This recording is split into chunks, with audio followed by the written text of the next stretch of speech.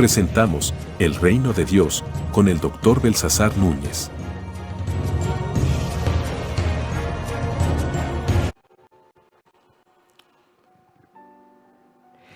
En nuestros enfoques anteriores hemos hablado acerca del Reino de Dios. Bienvenidos a nuestro segmento sobre la Iglesia y el Reino de Dios. Entonces, en estos nuevos segmentos estaremos enfocando, como lo hemos hecho ya en algunos anteriores, sobre el papel de la Iglesia, sobre la naturaleza de la Iglesia como parte del Reino de Dios. Y a esto le hemos llamado, pues, la Iglesia como comunidad del Reino, el Reino de Dios.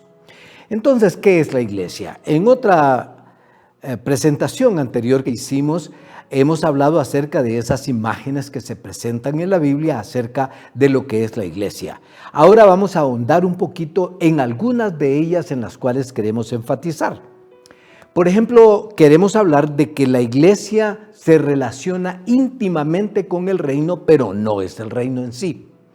Cuando hablábamos anteriormente de lo que Jesús enseñó acerca del reino en el capítulo 1 del libro de los Hechos, de los primeros 6 versículos, encontramos que cuando los discípulos que tenían una mentalidad de judíos preguntaron a Jesús acerca de que si ya estaba establecido el tiempo para establecer el reino a Israel en ese tiempo, Jesús les dio una respuesta muy interesante. Les dijo: no os toca a vosotros saber los tiempos y las sazones que el Padre puso en su sola potestad, pero recibiréis poder cuando haya venido sobre vosotros el Espíritu Santo, y me seréis testigos en Jerusalén, en toda Judea, en Samaria y hasta lo último de la tierra. Y estos versículos los sabemos de memoria, pero al ahondar sobre ellos encontramos dos cosas importantes. Número uno es que Jesús deja entrever un elemento que todavía no están visualizando aquellos discípulos mismos que habían estado con Jesús.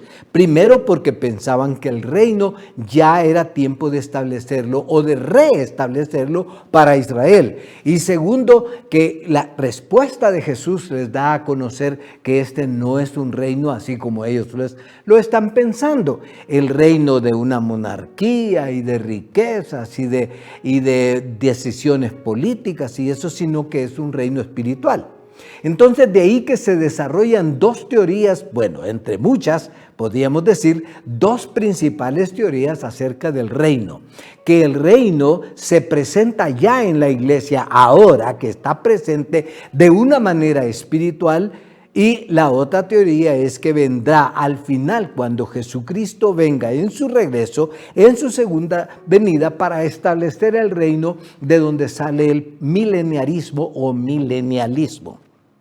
Entonces, las dos tienen asideros bíblicos y aunque en algunos puntos es polémico, de todas maneras, eso es lo que la Biblia enseña acerca del reino. Pero aquí vamos a hablar entonces de cuál es el papel de la iglesia, cuál es la naturaleza de la iglesia. Número uno, voy a decir dos cosas que no son la iglesia. Número uno es que la iglesia no es una organización política, militar, económica o mercantil. La iglesia no es eso, sino que la iglesia es un reinado, como dijimos en una presentación anterior, como lo presenta el Antiguo Testamento, un reino o reinado de sacerdotes, y como se vuelve a presentar en el libro de Apocalipsis. Es un reinado de sacerdotes. ¿Y qué significa eso? Bueno, en otra ocasión posiblemente vamos a ahondar sobre eso. Pero en segundo lugar, la iglesia no es un colectivo de beneficiados para escapar de los males de este mundo. La iglesia es una entidad precisamente para dar a entender, para hacer sentir, como lo hemos dicho en otra ocasión, para hacer presencia de los valores del reino, de la vida del reino, de la naturaleza del reino en medio de los males, en medio de la pecaminosidad, en medio de la maldad, de este mundo hasta que el Señor decida instaurar el reino, que lo que sí es cierto que enseña la Biblia con toda certeza, fuera de la polémica mileniarista o amileniarista, es que el reino del Señor Jesucristo es un reino eterno. Entonces hablemos un poquito acerca de lo que es la iglesia en el momento. Es entonces, en primer lugar, la expresión, la presencia de Dios obrando en medio de nosotros. Por eso es importante el testimonio de los ciudadanos del reino, la vida ejemplar, la vida de santidad, la vida convertida, el nuevo nacimiento en las personas. La iglesia también es el llamado profético de esta voz de Dios, por eso es llamado profético. No estoy hablando de esas ideas proféticas que se dan en la actualidad, sino que es el llamado profético en el sentido de que es la voz de la conciencia de Dios llamando al mundo para salir del mundo y hacer un pacto con Dios. Por eso, como dijimos en una presentación anterior, el término iglesia se compone de una preposición ek y de un verbo kaleo, que significa fuera de, llamados fuera del mundo. Entonces la iglesia es esta voz profética, es este llamado, es esta